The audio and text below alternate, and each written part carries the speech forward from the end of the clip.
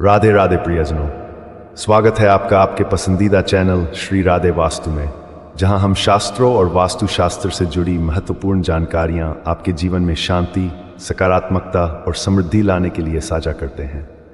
आज हम एक बेहद खास विषय पर बात करने जा रहे हैं। पितृपक्ष में कौए जो 6 संकेत देते हैं और क्यों आपको उन्हें कभी नजरअंदाज नहीं करना चाहिए।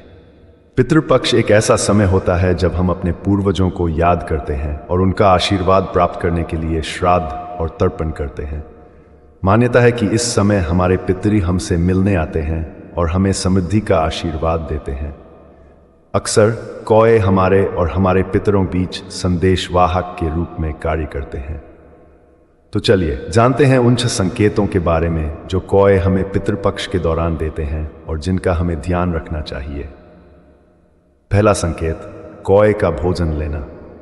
अगर पितृपक्ष के दौरान जब आप पितरों के लिए अर्पण करते हैं और कौए तुरंत आकर भोजन ग्रहण कर लेते हैं तो इसे अत्यंत शुभ संकेत माना जाता है। इसका अर्थ है कि आपके पितर आपसे प्रसन्न हैं और वे आपका अर्पण स्वीकार कर रहे हैं। इसका यह भी संकेत है कि वे आपको अपना आशीर्वाद दे रहे हैं और आपके जीवन में सुख समृद्धि का आगमन होगा। दूसरा संकेत, कौए का घर के आसपास मंडराना। अगर पितृपक्ष के दौरान कौए बार बार आपके घर के आसपास मंडराने लगते हैं या घर के दरवाजे, खिड़की या छत पर बैठते हैं तो इसे भी एक महत्वपूर्ण संकेत माना जाता है। इसका मतलब है कि आपके पितर आपके घर में प्रवेश करना चाहते हैं और आपसे कुछ विशेष चाहते हैं। ऐसे समय में आपको उनके लिए पूजा और तर्पण करना चाहिए ताकि वे संतुष्ट होकर अपना आशीर्वाद दें। तीसरा संकेत, कौए का बार बार काम करना।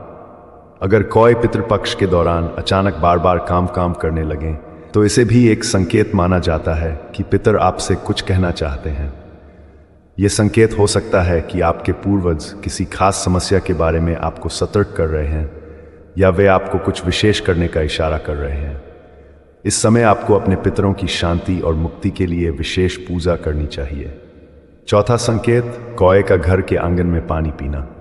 अगर पितृपक्ष के दौरान कौए आपके घर के आंगन में आकर पानी पीते हैं तो इसे एक शुभ संकेत माना जाता है।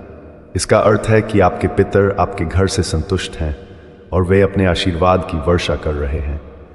इस समय आपको पितरों के लिए विशेष जल अर्पित करना चाहिए और उनके लिए तर्पण और श्राद्ध विधि को पूर्ण करना चाहिए। पांचवां संकेत, कौए का एक विशेष दिशा से आना। अगर कौए पितृपक्ष के दौरान विशेष रूप से दक्षिण दिशा से आते हैं और आपके द्वारा अर्पित भोजन ग्रहण करते हैं तो इसे बहुत ही शुभ माना जाता है। दक्षिण दिशा को पितरों की दिशा माना जाता है और इसका मतलब है कि आपके पूर्वज सीधे आपसे संपर्क कर रहे हैं।